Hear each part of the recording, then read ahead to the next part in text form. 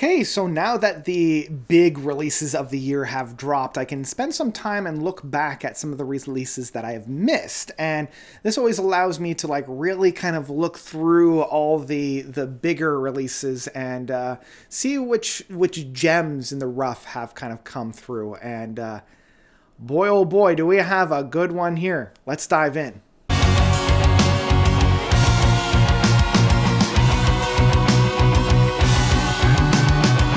The Signal Heard Throughout Space by Parius. So Parius is a United States progressive metal band forming back in 2011 and putting out their first album in 2015. This is a new one for me. I was actually recommended to this one by Rhyme Signatures. Go and check them out. I've left the link for their channel right up there. What really kind of tipped me off was Rhyme Signatures had let me know that, this was basically Between the Buried in Me and Native Construct smashed together, and like those two bands really piqued my interest.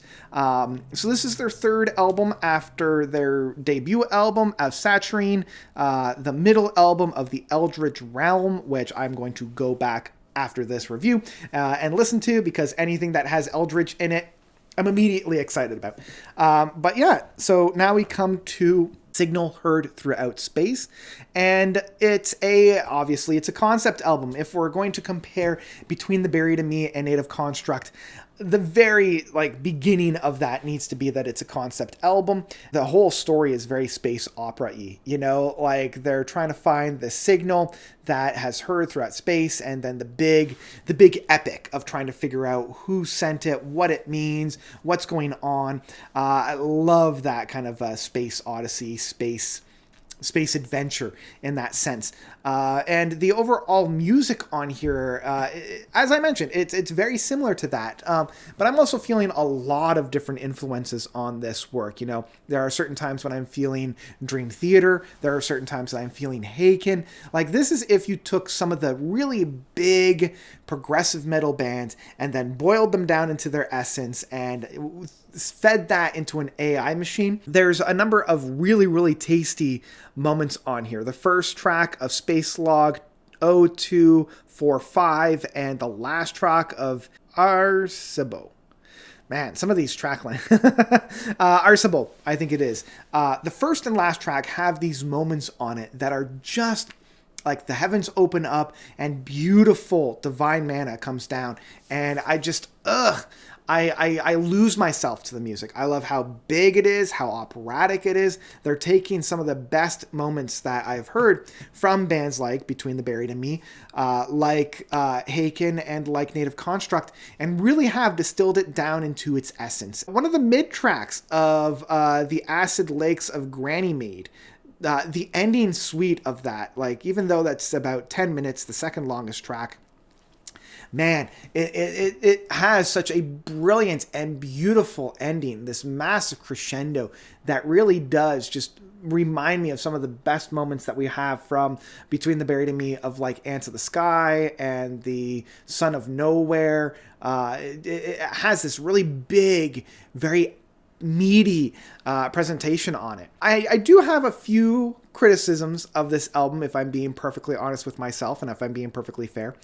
The first is that even within these really beautiful, really bombastic, really heavenly moments, I can't help but see the influence, see the sources of a lot of these, see the DNA of the bands that came before that influenced this album. There are a lot of times when I'm listening to this and I'm like, yeah, this is The Mirror from Dream Theater, or yeah, this is Nocturnal Conspiracy from Haken, or yeah, this is Ants of the Sky from Between the Buried and Me, or this is half of Native Construct's Quiet World. And it does bring me out just slightly, knowing how much they have lifted from their influences, how much they have kind of synthesized and processed their styles and put it onto this album without really changing too much of it, without really making it their own.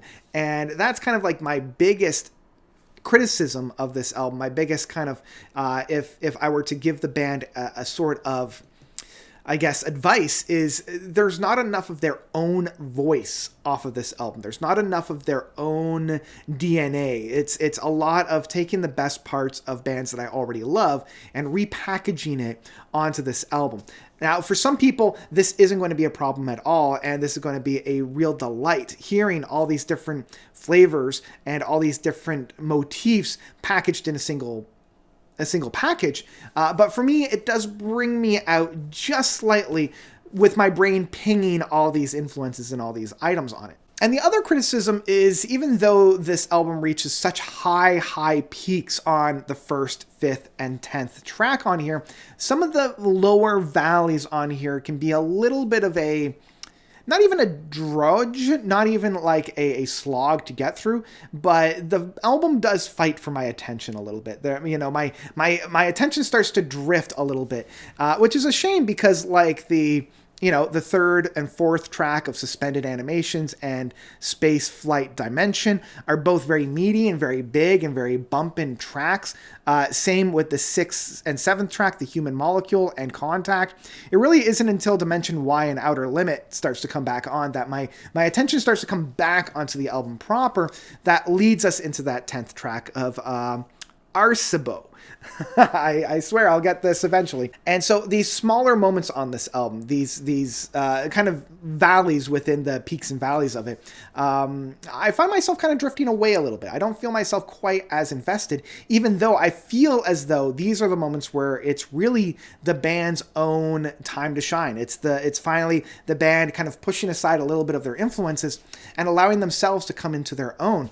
And it's a shame that these are the moments that I find the most tedious to get through, shall we say. Now, those moments are still far and away like the minority on this album. There's still a lot of like really meaty and juicy aspects of this album. There's a lot to really dive in and sink your teeth into. And the one thing that I will praise the band about is being able to balance a lot of the heavier, very like brutal aspects of this metal album with some of the more heavenly and a lot more of the soothing and intimate moments on this album. It's not just one or the other. They allow both to really breathe new life and become their own thing. In the end, the signal heard throughout space was a treat to be had for a prog metal fan. If you're a prog metal fan, you absolutely need to dive in, digest, and really dig deep into this album. There's a lot of really beautiful nooks and crannies. There's a lot of really juicy moments on here. This has some of the best metal work that I've heard all year. And for that reason, I will say The Signal Heard Throughout Space by Parius is one I absolutely love with my whole heart. You know, if I push aside some of my criticisms, if I kind of turn off that side of my brain that's just like, well, you know, you've heard this before from other bands, I have an absolute blast with this album. It's just when, you know, those influences are not quite as interpreted, they're not quite as refined, that I find myself being a little pulled back from this album. But it's still an absolute blast, and one I highly recommend if you're a fan of progressive metal music. So yeah, gets no seal of approval. This is a run, don't walk to go and listen to it. So that's what I've got for The Signal Heard Throughout Space. What do you guys think about this album? Do you love it? Do you hate it? Whatever you thought, please let me know by commenting down below. And that's all I've got for you guys today. So thank you all so much for watching. As always, you guys are definitely the best. And until next time, notes out.